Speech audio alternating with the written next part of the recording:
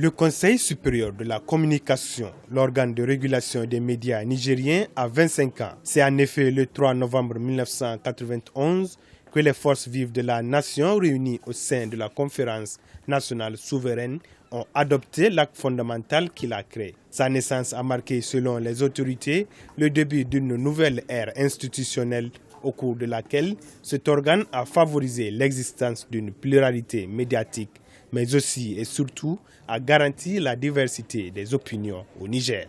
Au cours de ce quart de siècle passé, j'ai vécu plusieurs expériences, les unes aussi enrichissantes que les autres, dans la mesure où notre pays a connu 9 instances de régulation.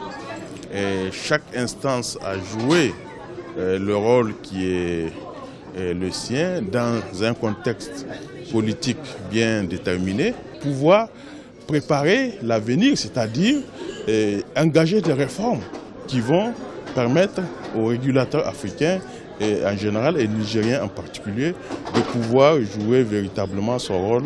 Le Niger a connu 9 instances de régulation des médias en 25 ans de démocratisation. Aussi, le paysage médiatique a connu une évolution fulgurante. De 3 médias en 1990, le Niger a plus de 300 aujourd'hui. Une libéralisation du paysage fruit des efforts des différentes instances de régulation, estiment certains observateurs. Les choses ont beaucoup évolué parce que vous savez, il y a 25 ans, il y avait très peu de journaux vraiment qui avaient la liberté de parler et de dire ce qu'ils pensaient.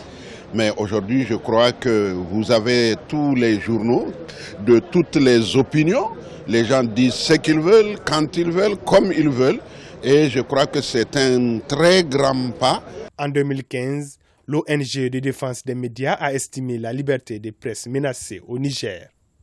Aussi, ces dernières années ont été marquées par une régression du pays dans le classement mondial de la liberté de presse.